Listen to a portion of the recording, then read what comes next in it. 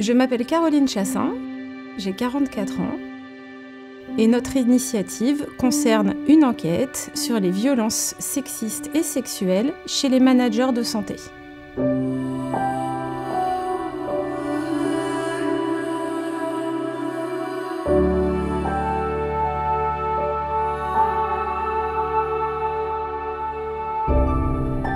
Votre parcours en une phrase ?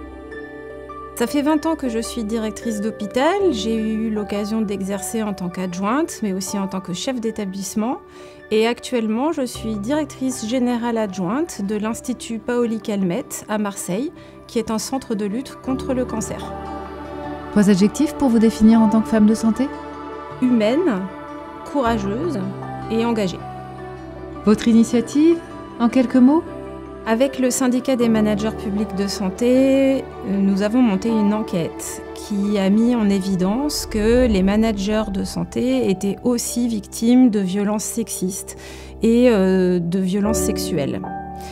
Elle a mis en évidence par exemple que 60% des managers publics de santé avaient déjà été victimes de comportements sexistes au cours de leur parcours professionnel ou que 10% des répondants avaient été victimes d'attouchements. Et le fait d'avoir mis en évidence ces chiffres nous a permis de lever un tabou, de parler de la situation et de faire des propositions très concrètes pour faire avancer le sujet. Comment est née votre initiative ? Alors, c'est une initiative qui est collective. D'abord, elle se place dans un contexte. À l'époque, un syndicat d'internes avait mis en évidence le sujet du harcèlement sexuel et des comportements sexistes à l'hôpital. Nous, dans notre collectif de managers de santé, on savait qu'on avait une responsabilité à jouer et qu'on ne pouvait pas laisser les choses en l'état.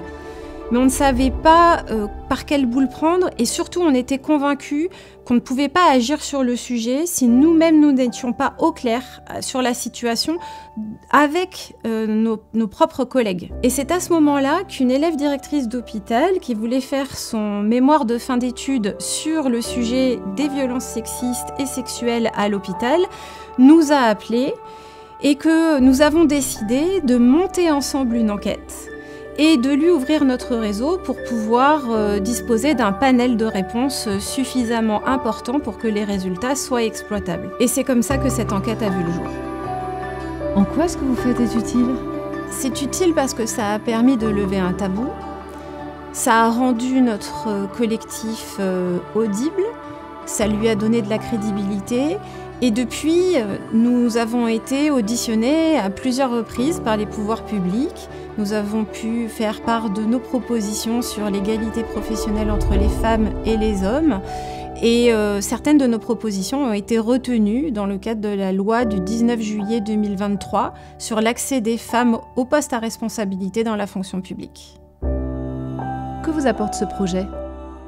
Vivre ce projet m'a permis de créer de l'adhésion autour de la vision, des valeurs que je portais depuis assez longtemps et de me sentir rejoint par d'autres collègues et du coup de pouvoir être plus rassurée sur la durabilité et la robustesse de nos propositions. De quelle santé rêvez-vous ? Je rêve d'une santé qui soit toujours plus humaine, toujours plus accessible, toujours plus équitable, qui permette aux générations futures de vivre plus longtemps que la nôtre. Un message pour ceux qui nous regardent ? Le message que je souhaiterais faire passer, c'est que l'égalité professionnelle entre les femmes et les hommes, ça n'est pas une affaire de femmes. C'est une affaire de femmes et d'hommes, ensemble, pour un meilleur équilibre et une meilleure répartition des tâches, des rôles, que ce soit dans la vie professionnelle ou dans la vie personnelle. Et au final, tout le monde en sortira grandi et gagnant. Et pour le futur, qu'est-ce qu'on peut vous souhaiter ? Que les engagements que je porte depuis 10 ans maintenant puissent bénéficier demain à mes 2 filles et à mon petit garçon. Que dans leur vie d'adulte, ils puissent bénéficier d'un meilleur équilibre entre leur vie pro et leur vie perso et d'une meilleure égalité entre les femmes et les hommes.